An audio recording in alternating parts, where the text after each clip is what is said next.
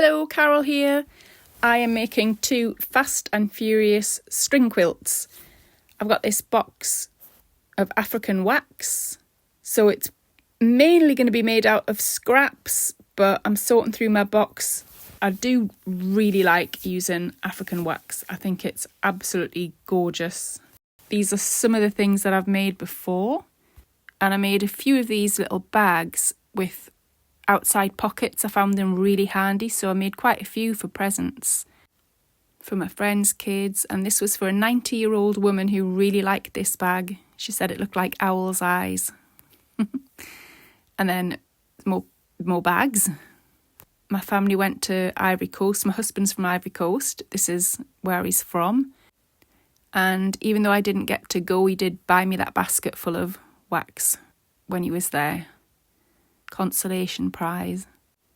But I have got some African wax from Paris. There's a neighbourhood in Paris that has a whole load of shops all in the same street, just African wax. If not, I have got clothes that are made from wax, or even secondhand clothes in the secondhand clothes shop. So I don't mind a really dense, colourful quilt with just wax materials all together, but I am aware that tastes may vary. I've decided, because these are for 2 of my granddaughters, I'm going to kind of calm it down a little bit and put a solid scrap in between the wax scraps. I feel like it might calm the whole busyness down, but it'll still be really, really colourful. So a scrappy quilt, but with minimum control. Without further ado, let's try and make a couple of colourful quilts. I'm going to start off with a square that's going to be 26 centimetres, roughly 10 inches. But this is just a base fabric, it's all going to get covered up. And then I'm going to iron out my scraps and cut them into various strips of different widths. I found it useful just to cut out a whole bunch at once instead of stopping and starting. I'm not going to lie, this is a really messy project, but it is fast to put together, really enjoyable in that you're just looking at the colours and sewing them together like instinctively. There's not much precision measuring going on or anything like that. I think it really depends on what mindset you're in. So I started this after going through an interview process for a job where you had to have a test and then an interview.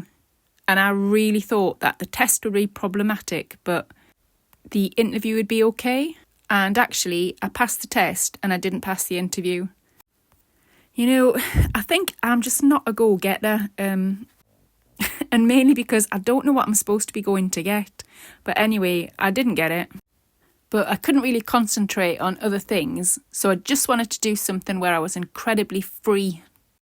So doing this, you don't need to measure much. I've decided to try and give a little bit of maybe a tighter look by trying to put a solid strip right down the centre of every block. I don't know whether it's going to make much difference. So a solid strip down the centre and then wax to either side, then alternating wax solid until the whole square is covered. I would advise very frequent ironing, but I'm okay with that.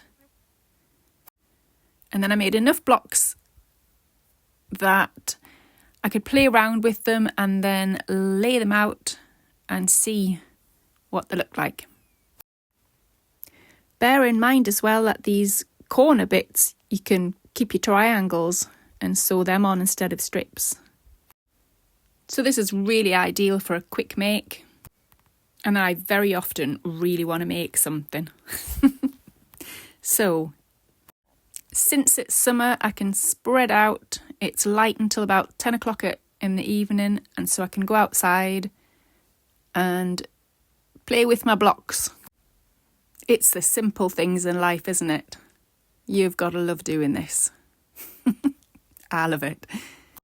Do I need more of one colour, less of the other? And then bearing in mind as well that I am making two quilts. So I've gone for one that's got more greens and orange in the solid colours, and then the other one that's got more blue and a bit of pink. Of course, you don't have to arrange them in this pattern, but this is what I had in mind right from the start, so I'm going to stick to the creation of this square. And once I've made a few more blocks, decided what I wanted a bit more, sewed them together, and we'll have a look. So this is the green orange one, and I've decided to press the seams open at the back because I don't know how I'm going to quilt it yet. I've been looking around at other people's string quilts, so I've pressed these open just because it's got a bulky back with this backing on as well. Okie dokie, let's go and get some photos for Instagram and see the finished pieces. Can you see anything from there? Hang on. Can I see a bit more border, babes? Mama? The border, you know the... Yeah, that's it. Now head right down, babes. Okay, hang on. I'll catch it then. All right. Can I get the stuff these days, can you? Oh. So the borders are just made up of some strips all sewn together. This was a bit tedious, but necessary, and I'm pleased with the result. This is them side by side. So I'm not sure what I'm going to do with the quilting yet, but I've had lots of fun making. So thank you very much for watching. Happy making.